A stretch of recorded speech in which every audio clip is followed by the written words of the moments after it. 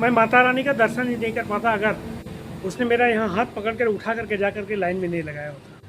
Hello दोस्तों, स्वागत है आप सबों का प्रभु कुमार 2.0 फिनिक्स में।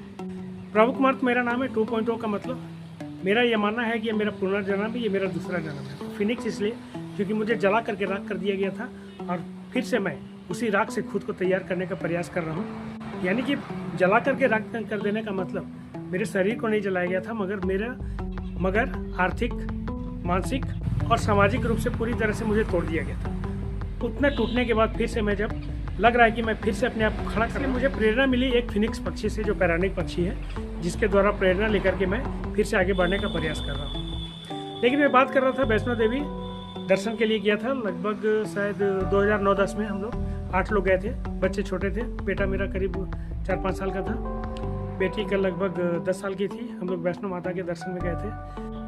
दिसंबर के समय गए थे जब जाड़ा की छुट्टी होता है तब। काफ़ी लंबा लाइन था, लाइन में लगा हुआ था।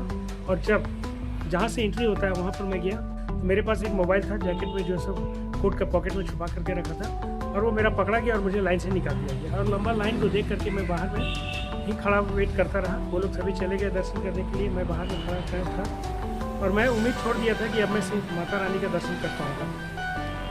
मतलब लाइन में लगभग 8 बजे हम लोग लगे हुए थे। 8 बजे मुझे निकाला गया था और वो लोग दर्शन के लिए चले गए। दर्शन में जाने के बाद मैं बाहर खड़ा बाहर, एक तो जूता चप्पल भी नहीं था, ठंड की वजह से पूरा वहाँ ठंड था, पैर भी मेरा ठीक हो रहा था। एक थोड़ा कहीं से छोटा सा मुझे मिल गया, उसी के सहारे में खड़ा बाहर समय बिता रहा था। लेकिन लगभग 11 बजे के करीब मेरी पत्नी जी थी, वाइफ भी थी, और वो उधर से आने के बाद कुछ नहीं बोली, सीधे मेरा यहाँ पकड़े, बाबू चलिए अब दर्शन कर लीजिएगा। मैं बोला अरे इतना लंबा लाइन है, कहाँ से दर्शन करना है? बोले नहीं आप चलिए, इतने दूर से आए हैं तो बिना दर्शन किए जाइए, ऐसा नहीं हो सकता, चलिए आप दर्शन करके निकलिए, लेट होगा तो होगा, देखा जाएगा। वैसा पकड़ी, उसके बाद साथ में ले जाकर सब घसीटते हुए मुझे ले जा करके लेते गई। लाइन में देखते देखते सरदार जी से लग गए। उसने उससे बात किया, पापा जी उनका ऐसा ऐसा बात है, लाइन से निकाल दिया गया था, जिसकी वजह से छूट गया था, प्लीज़ इनको अपने आगे रखें या पीछे रखें।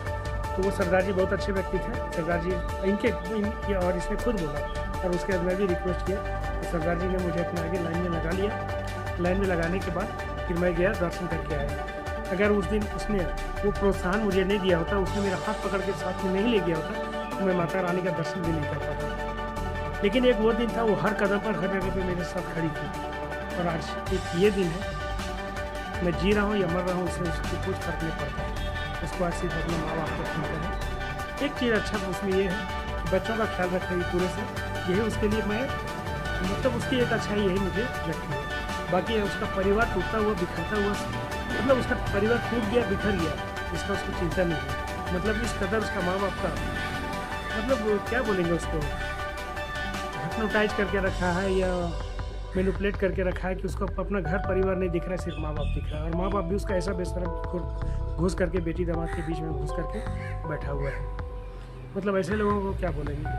बस यही दुआ करते हैं कि बच्चों का, मेरे बच्चे जो है अपने अपने जो लक्ष्य उनका है, अपने लक्ष्य को पालें। इससे ज़्यादा और एक बाप क्या चाहेगा अपने बच्चों के लिए। और उसके लिए भी यही चाहता हूँ कि वो भी सुखी संपन्न अपना जीवन जिए।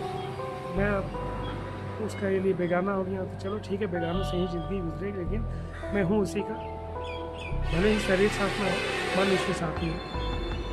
आप अपने विचार कमेंट में कीजिएगा, वीडियो को लाइक कीजिएगा, दोस्तों को शेयर कीजिएगा। मिलते हैं अगली वीडियो में, लेकर सुविधा। धन्यवाद।